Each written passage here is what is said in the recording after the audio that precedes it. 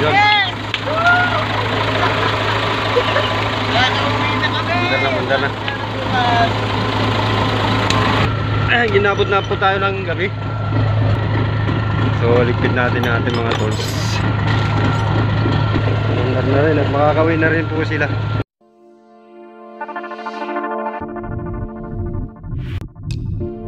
Mapagpalang araw po muli sa ating lahat at welcome po sa ating Mountain YouTube channel. At nandito muli tayo. Nandito po natin ngayon na kung saan ay meron po tayo pupuntahan isang kaibigan. Yung kanyang truck ay hindi po daw nag-start. So yun pong ating alamin. So ayan, let's go.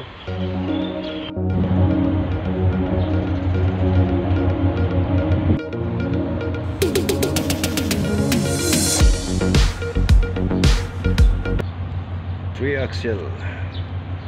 So andito tayo ngayon sa pier. Ito yung ating pinuntahan dito, isang wing van. Ayan. So andito si driver. Driver pang ilang araw na sa pier, natukod sila. Ang issue ng kanyang unit is hindi daw po na-start. Kakalas na po yung battery. Kailangan pang kalasin yung housing po ng battery relay. Dahil pinakargahan yung battery. Nagdadaan siya sa battery relay. At ito naman yung starter relay. May bumiga rito na fuse link ng starter relay.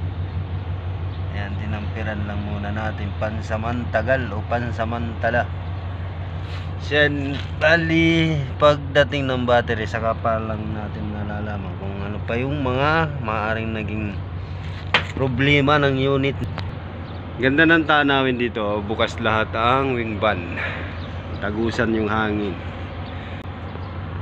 Yan po yung cooler, may tubig lang po kami.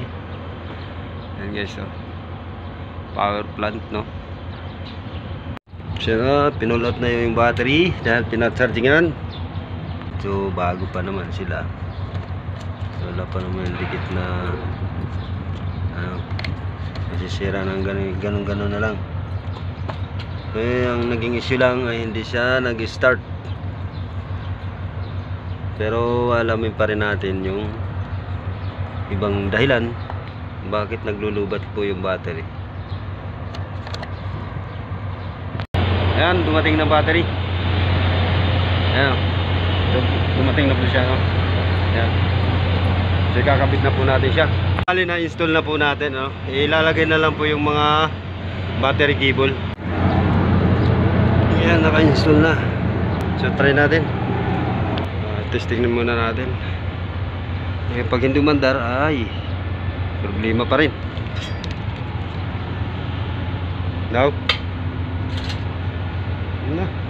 yan guys, nabuksan na natin ang buong starter.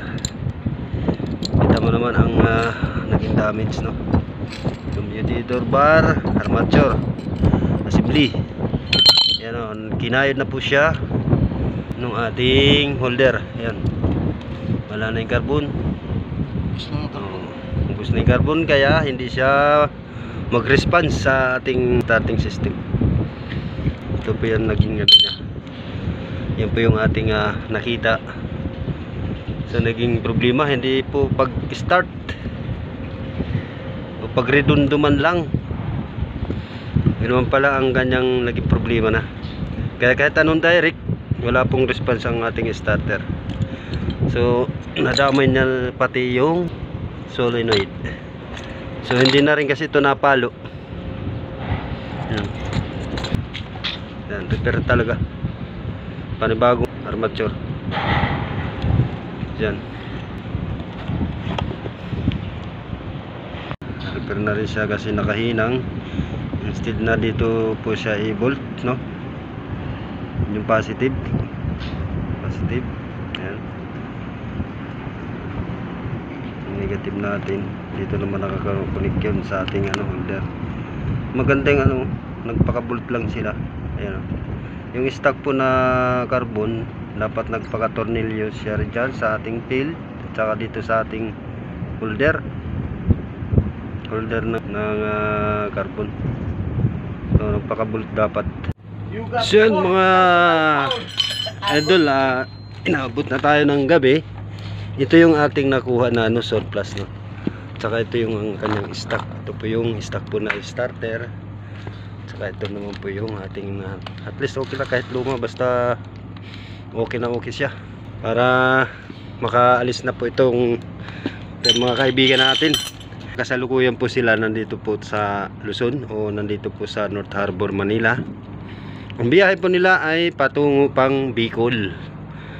So ayan, so malayo-layo pa po at ilang araw na rin po sila rito naka-stack. So kabit na muna natin to. Ayan, at nang malaman po. Ayan.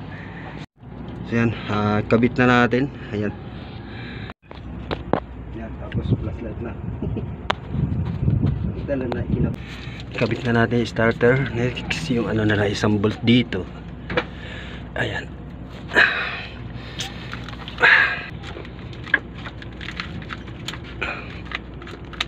Try natin o testing na po natin kung under siya. Biyaheng Bicol pa po kasi ito, kaya kailangan mapa-under po natin at nang makauwi na itong ating mga kaibigan sa kanilang mga pamilya, dahil ilang araw na po sila rito sa Metro Manila. Nang dahil lang po ito sa hindi pag-under ay yun, na-stuck sila ng ilang araw sa pier. Kakabit na lang po natin yung negative cable. Siyempre nagkabit po tayo ng starter, kailangan ay nakabaklas po yung isang cable dyan sa ating battery, yung negative cable. Testing. Sige, start. Uy, hop, sandali ha. Ayaw pa din po. Ayaw? Sige, try. Ala.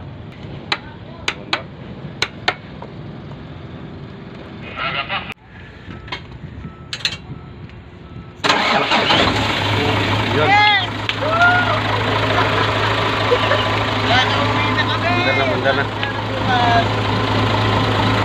Yan o, mandar na guys. Yan na. Mandar na rin siya. Mandar na siya. Tungin na siya. Ginabot na po tayo ng gabi. So ligpit natin ang ating mga tools. Mandar na rin at makakawin na rin po sila. Ayan, kaya sinigurado po natin na hindi ko rin sila maiwan-iwan at gawa ng kakaawa man din at ilang araw na rin sila nandito sa North Harbor, Manila. Kakaawa man. Time check, alas 7 na po ng gabi. Ayan. Ayan, makakawin na. Ayan po sila, bawi pa po sila ng Bicol. So galing dito sa North Harbor, Manila. Araw po ngayon ng Linggo. So Sabado o Biyernes nandito na po sila. Ayan. Hindi umaanda yung kanilang unit. Ayan.